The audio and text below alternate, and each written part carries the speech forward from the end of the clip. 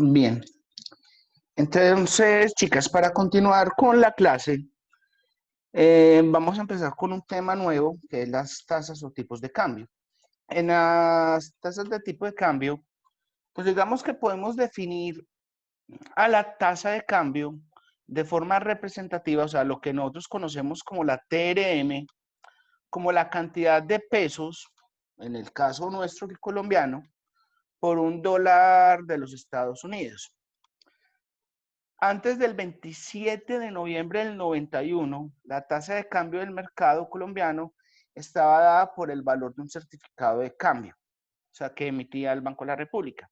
La TRM se calcula con base en las operaciones de compra y venta de divisas entre intermediarios financieros que transan en el mercado cambiario colombiano con cumplimiento el mismo día cuando se realiza la negociación de las divisas.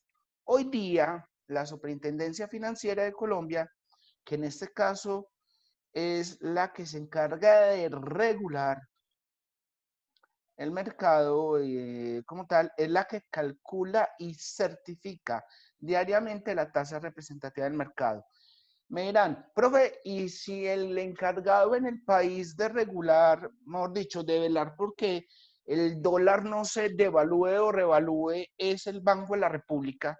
Que una de las funciones del Banco de la República es controlar la inflación, pero otra es la tasa de cambio, porque no es la que la emite, precisamente para evitar ser juez y parte.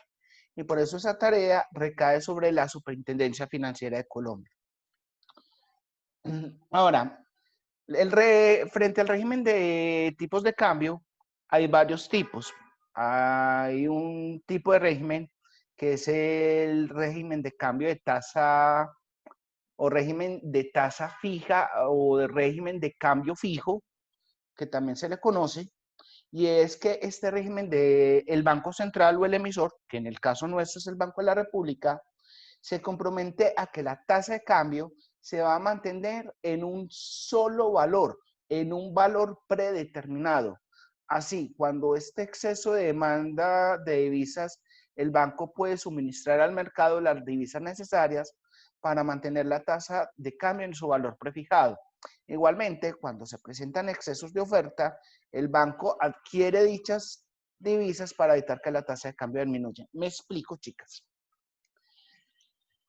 Hay países que no les gusta que su moneda fluctúe con el mercado como tal, sino que tratan de mantener un tipo de cambio fijo.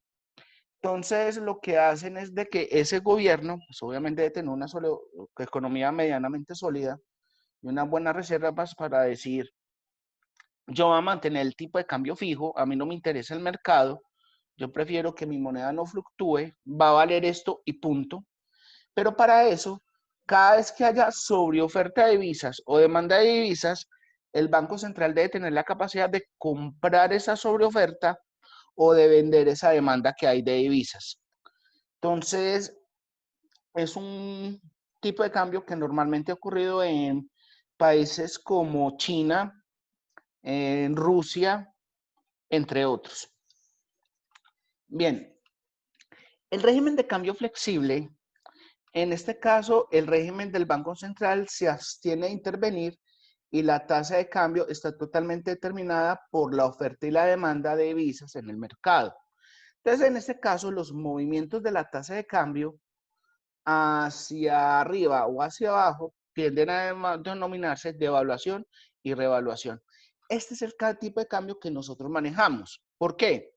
Porque las divisas se negocian o se transan en el sistema de mercado del Banco de la República. Ahí intervienen agentes grandes del mercado cambiario y frente al tipo de demanda y oferta que se vaya presentando, pues el dólar tiende a subir o a bajar, más otras condiciones que se presenten en el exterior y que afecten la percepción del tipo de cambio. Entonces, como decíamos en la diapositiva anterior, podríamos decir que una devaluación es cuando el movimiento hacia arriba de la tasa de cambio se presenta, es decir, cuando nos toca pagar en el caso colombiano, más pesos por cada dólar que se negocia. Eso es una devaluación de nuestra moneda. Y una revaluación de nuestra moneda es cuando hay un movimiento hacia abajo de la tasa de cambio. Es decir, cuando nosotros tenemos que dar menos pesos por cada dólar transado o negociado. Ahora, frente al tema de la metodología de cálculo de la tasa de cambio representativa del mercado, hay una normativa que regula cómo se calcula la tasa de la TRM o tasa representativa del mercado. Y es que de acuerdo con el artículo 80 de la resolución externa 8 del año 2000 y sus modificaciones subsiguientes, se entiende como tasa representativa del mercado o tasa de cambio representativa del mercado, TRM, a el promedio aritmético simple de las tasas ponderadas de las operaciones de compra y de venta de divisas efectuadas por bancos comerciales, corporaciones financieras, sociedades comisionistas de bolsa, compañías de financiamiento comercial, la FENCE, la Financiera Energética Nacional, y el Banco de Comercio Exterior de Colombia, Bancoldes, que son pactadas para cumplimiento en ambas monedas el mismo día de su negociación. Es a ese tipo de definición, es a lo que nosotros conocemos como TRM y es la norma que la regula. Ahora, para poder determinar el tipo de cambio, entonces la TRM vigente para cada día será calculada y certificada, como les dije anteriormente, niñas, por la Superintendencia Financiera de Colombia.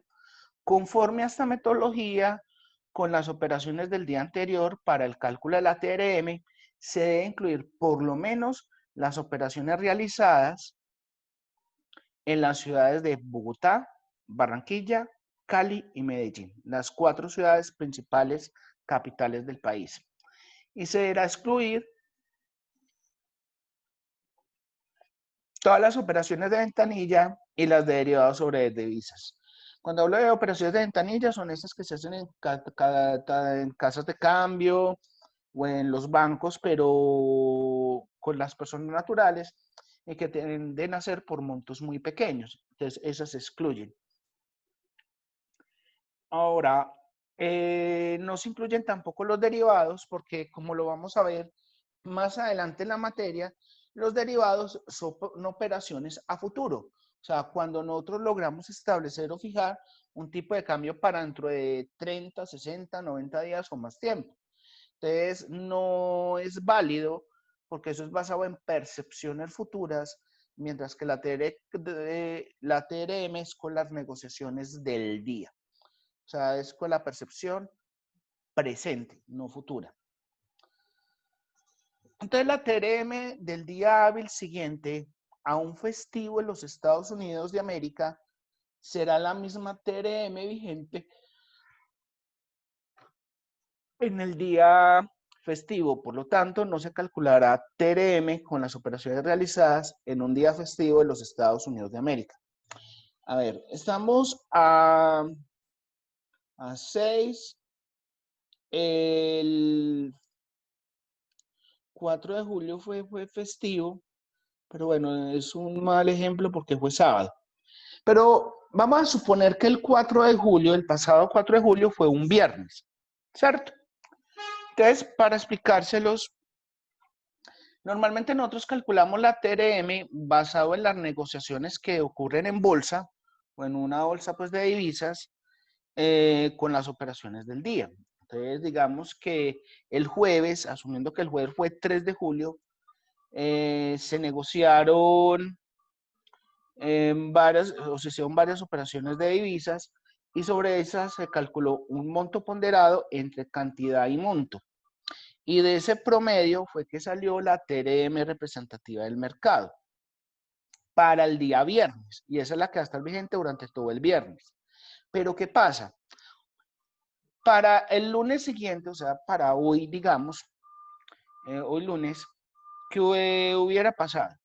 Que con las operaciones del día viernes se hubiera calculado una nueva TRM para que estuviera vigente sábado, domingo y hoy lunes.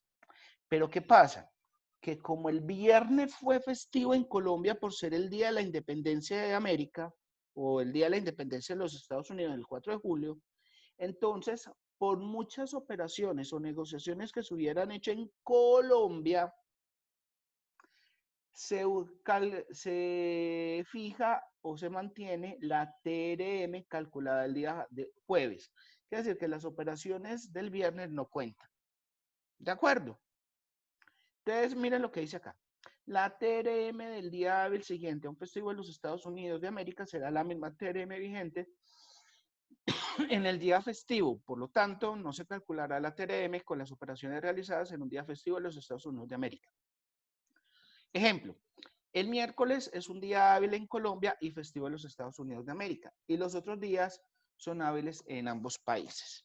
Entonces, miren este ejemplo paso a paso. Digamos, martes, día hábil en Colombia y es hábil en Estados Unidos. O sea, en ambos mercados se hicieron operaciones. Entonces, está vigente la TRM calculada con las operaciones del día lunes para ese día martes. Pero el miércoles es día hábil en Colombia y festivo en los Estados Unidos. Entonces, está vigente las operaciones calculadas el día martes para ambos países porque no hubo problema. El día anterior fue día hábil en ambos mercados. Pero jueves, día hábil en Colombia y día hábil en los Estados Unidos. Continúa en vigencia la TRM que hubo el miércoles, calculada con las operaciones del martes. ¿Por qué? Porque ese miércoles fue festivo en los Estados Unidos. ¿Sí me entendieron? Sí. Perfecto. Ahora, para los días sábado y domingo y que sean festivos en Colombia, la TRM vigente será vigente en el día hábil siguiente y se mantendrá durante ese fin de semana también para algunas negociaciones que se tengan que hacer o de tipos de cambio. Ahora, la estrategia política monetaria ha sido implantada dentro de un régimen de flexibilidad cambiaria sujeto a unas reglas de intervención con las cuales se ha buscado los siguientes objetivos. Primero, mantener un nivel adecuado de reservas internacionales que reduzca la vulnerabilidad de la economía frente a choques externos, tanto de cuenta corriente como de capital. Segundo, limitar la volatilidad excesiva de la tasa de cambio en horizontes cortos. Y siguiente es moderar apreciaciones o depreciaciones excesivas que pongan en peligro el logro de las metas de inflación futuras y la estabilidad externa y financiera de la economía en una región. Profe, Hola. ¿qué son horizontes cortos? Cuando hablamos de horizontes, hablamos desde tiempo. Entonces, en este caso, la tasa de cambio en horizontes cortos, estamos hablando de no más de una semana, 2 semanas, un mes. O sea, es tratar de limitar la volatilidad en periodos Volatilidad. cortos de tiempo, exactamente. Listo. ¿Por qué? Gracias, Es profe. que hoy en día los mercados son tan volátiles, los mercados son tan variados, que es muy difícil tratar de pronosticar la volatilidad para periodos de tiempo muy largos. O sea, Sí, son muy cambiantes. es muy difícil vos decir que para dentro de 3 meses, 6 meses, inclusive un año, la TRM puede estar a eso. En los años 90, inicios de los 2000, era muy fácil que expertos se atrevieran a dar inclusive pronósticos de la tasa representativa del mercado hasta para un año o más. Pero era porque la volatilidad no era tan alta. Pero desde el año 2000 se han presentado muchos fenómenos muy seguidos de volatilidad en los mercados. Las burbujas de las .com antes de iniciar el milenio, estuvimos hablando de las Torres Gemelas, con todo lo que se vino con la crisis en el Golfo Pérsico. Estamos hablando, por ejemplo, de la crisis subprime o la crisis del 2008, pues, en Estados Unidos con la crisis hipotecaria. Estamos hablando del año 2020 con toda esta volatilidad que han tenido los mercados con el tema de la pandemia. Entonces, son periodos de tiempo que han generado volatilidades altísimas en los mercados, y no solamente para divisas, sino para otro tipo de activos. Entonces, hoy en día es muy difícil tú encontrar un experto que se anime a dar pronósticos por encima de los 6 meses. Y eso que el que da pronósticos por encima de los 6 meses tiende a ser muy arriesgado.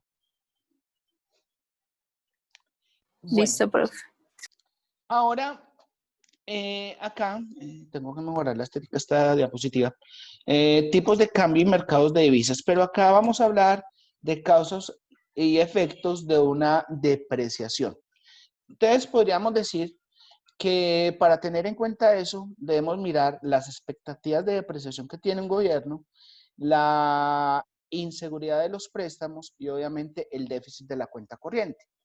Entonces miren que por eso me gusta iniciar la materia es con la balanza de pagos, porque para poder ver las causas y efectos que genera la depreciación de una moneda en un mercado de divisas, se debe tener en cuenta la balanza de pagos con su déficit o superávit en cuenta corriente. La inseguridad de los préstamos quiere decir que puede haber una baja en la calidad crediticia, no solamente de esa nación, sino también sector privado, y obviamente las expectativas o pronósticos de depreciación que puede tener sobre una moneda los expertos. Entonces, para eso se intenta vender más monedas de las que se quiere comprar. Entonces, ¿qué ocurre? Cuando se intenta vender más monedas de las que se quiere comprar, la moneda se tiende a depreciar. Entonces, efectos comerciales de una depreciación. Hay obviamente abaratamiento de las exportaciones y hay encarecimiento de las importaciones. Me hago entender. Cuando el peso colombiano se deprecia con el dólar, quiere decir que nosotros pagamos más pesos por dólar como tal. Entonces, ¿qué ocurre? Que cuando nosotros exportamos, los demás países que cuentan con divisas y que se ciñen sobre el dólar, por ejemplo, los norteamericanos, van a ganar poder adquisitivo sobre nosotros. ¿Por qué? Porque van a poder comprar más cosas con menos dólares por la devaluación que ha tenido nuestra moneda. Pero eso es a veces bueno porque vuelve más competitiva una economía al abaratar el tema de las exportaciones. Me explico. Si un país tiene una balanza negativa, como la nuestra, porque la colombiana siempre ha tenido una balanza desde el punto de vista comercial negativo, es más lo que importamos que lo que exportamos a veces, es bueno y es competitivo tener un dólar alto. Y eso de pronto no lo ve la gente. Que la gente dice, no, es que un dólar tan caro, entonces comprar televisores por las nubes y celulares por las nubes y los carros por las nubes, pero todo lo que están hablando es de productos y insumos suntuosos. Pero cuando hablamos de, bueno, ¿y qué le pasará a los caficultores, a los bananeros, a los floricultores, a los exportadores de oro, de esmeraldas, a Ecopetrol con la exportación de petróleo, que son como los principales rubros de exportación, van a poder recibir más pesos por dólar exportado? Y como ellos pueden comprar afuera, pueden comprar más dólares, más pesos con dólar, quiere decir que el producto colombiano se va a abaratar y van a preferir comprar productos colombianos que productos provenientes de otros países por la devaluación presentada en nuestra moneda. Obviamente hay un encarecimiento de las importaciones. Tocaría mirar desde un punto de vista ya de un gobierno si conviene tener un dólar tan devaluado y que no afecte demasiado a la economía el encarecimiento de esas importaciones. Por ejemplo, siempre hay que buscar un equilibrio porque muchos de los insumos agropecuarios para poder producir en nuestra nación son importados y para eso se necesitaría tener un tratamiento diferencial. Saldría muy costoso importarlos por la devaluación de nuestra moneda, pero se podría tener un manejo, no sé, tributario, arancelario, preferencial para que no se le encarezcan los costos a los productores. Podría ser una alternativa. Bien. Ahora, ¿qué efectos financieros? Esos son los efectos comerciales. Pero ¿qué efectos financieros puede tener una posible subida de los tipos de interés? Entonces ahí estamos hablando de que puede presentarse entonces subidas de tipos de interés, y al subirse los tipos de interés puede haber una presión a el encarecimiento del crédito. Acuérdense que cuando se suben los tipos de interés, pues hay una deflación, no se muestra inflación. Pero ¿qué es lo que pasa? Que al encarecerse el crédito se puede generar un riesgo crediticio, y al encarecerse también los tipos de interés, el consumo baja. Entonces, si bien podemos exportar bastante, muchas veces las exportaciones no alcanzan a superar lo que puede ser el consumo interno, y sin consumo interno las empresas se pueden llegar a quebrar. Ahora, puede generar inseguridad para financiar en esa moneda. Por lo tanto, al nuestra moneda estar muy devaluada, puede que la gente no se anime a comprar activos financieros nuestros, porque van a ser activos que van a perder valor en el mercado a nivel internacional. Entonces, miren cómo cuando un dólar sube o baja, siempre van a haber perdedores y van a haber ganadores. Y ya es tarea de los mercados, del regulador, del emisor y el gobierno como tal, tener responsabilidad de mantener controlada la tasa de cambio. Aclaro, menciono al gobierno como un participante, porque el gobierno no es el que determina el tipo de cambio. Normalmente es, perdón, normalmente es el mercado y el Banco de la República. Permítame un segundo, por favor.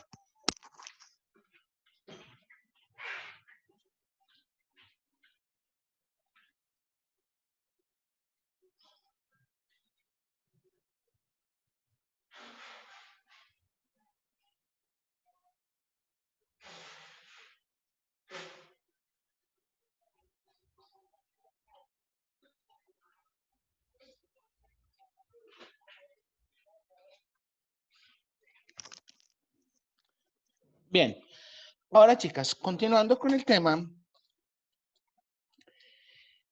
les estaba diciendo entonces que siempre en un mercado van a haber perdedores y ganadores. Entonces, obviamente, uno de los efectos financieros ante la depreciación de una moneda es la subida de tipos de interés, pero con sus efectos negativos también en una economía.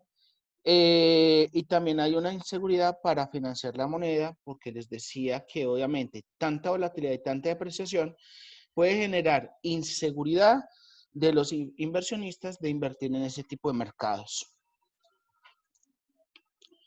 Bueno, ahora frente al control de cambios, se podría decir que esa es una herramienta que tiene el Banco de la República, en este caso pues como emisor y responsable del control de cambios en el país,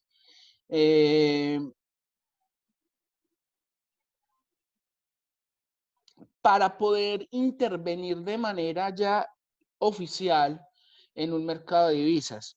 Y lo que busca es que dichos mecanismos traten de regularse de forma homogénea, tanto en la oferta como la demanda, y quedan a total y parcialmente fuera de operación en su lugar de aplicación a la reglamentación administrativa. Me explico. Cuando hay una volatilidad muy alta en un mercado, el Banco de la República puede llegar a intervenir suspendiendo el mercado o inclusive actuando como un agente más del mercado. Eso lo vamos a ver más adelante. ¿Qué tipo de restricciones puede hacer el Banco de la República? Por ejemplo, ¿qué instrumentos tiene el Banco de la República para poder intervenir en un mercado de divisas?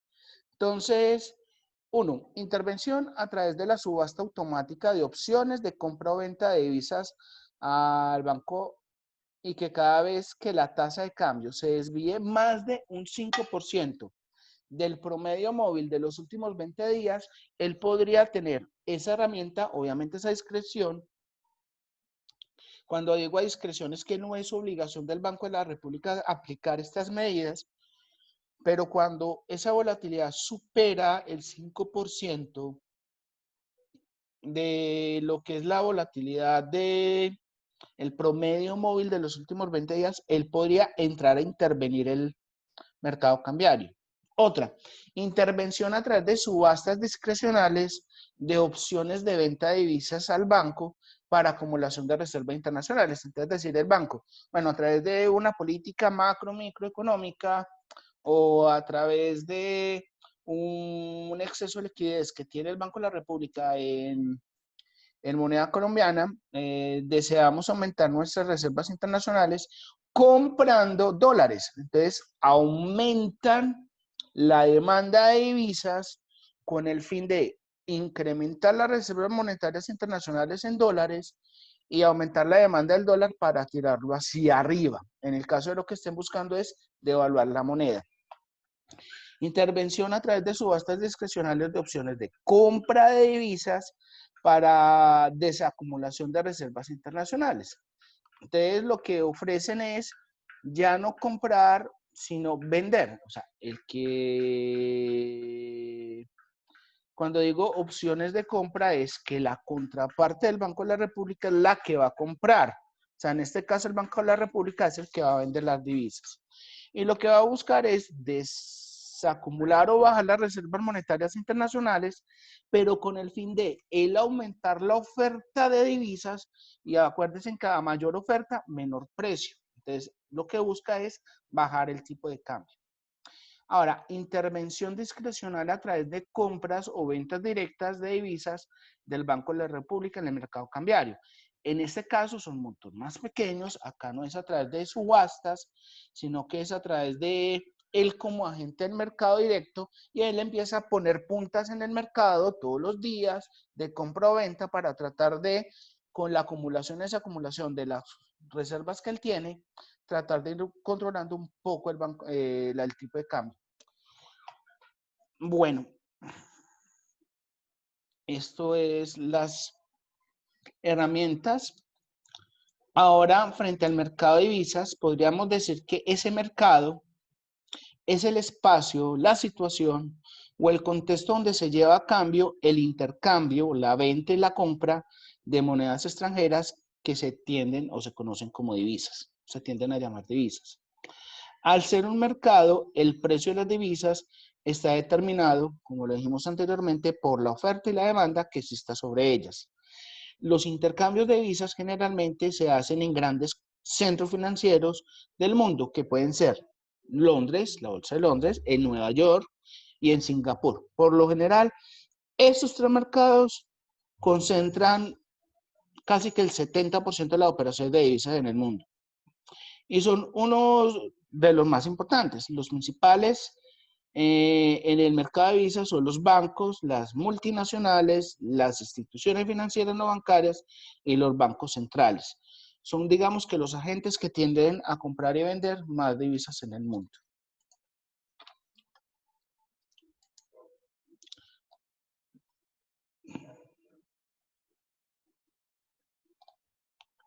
¿Se me fue? Ok. Ahora, ¿por qué las empresas multinacionales? Ya que ellos, al hacer presencia en varios países, pues tienden a negociar con diferentes monedas. Entonces, las instituciones financieras no bancarias, como los fondos de pensiones, al manejar grandes sumas de dinero, también negocian con monedas diferentes. Entonces, miren que hay diferentes agentes que pueden necesitar comprar y vender monedas constantemente. Una son las multinacionales, por ejemplo, Coca-Cola. Coca-Cola tiene que hacer inversiones en Colombia, tiene que hacer inversiones en Brasil, tiene que hacer inversiones en Chile, en China, en Japón, en Corea, en Francia, en España, en México, en todas las partes donde ellos tengan plantas de distribución, plantas de embotellamiento, etcétera. Y fuera de eso, pues obviamente ellos van ganando en la moneda local de cada país, pero al momento de centralizar sus finanzas, sus estados financieros, ellos se van a ver o afectados o fortalecidos por la volatilidad de las diferentes monedas en el mundo. Lo mismo los fondos de pensiones, conforme va fluctuando sus inversiones en los mercados extranjeros donde ellos inviertan. Los bancos centrales también participan activamente en el mercado de divisas, ya que las reservas internacionales de los países están invertidas en su mayoría en divisas, obviamente. Dependiendo de las economías, el dinero en circulación de estas y las políticas económicas de los bancos centrales deciden entrar o no en el mercado de divisas para poder comprar y vender divisas. Ahora, ese mercado de divisas tiende a caracterizarse por su constante variación y por la constante demanda de información por parte de los participantes. El dólar es una moneda fundamental en este mercado. Muchas transacciones entre monedas se hacen a través del dólar, o sea, no se hace una inversión o un negocio directo peso real o peso franco suizo o peso euro, sino que normalmente tiende a hacerse un paso por el dólar. Por ejemplo, si se desea vender pesos colombianos y comprar reales, que es la moneda del Brasil, la transacción se haría cambiando los pesos por dólar y luego esos dólares por reales. Debido a esto, el dólar se le llama a veces una moneda conductora. Bueno, chicas, antes de seguir con la presentación, ya se me está acabando los 40 de Zoom, entonces propongo que cambiemos de sesión.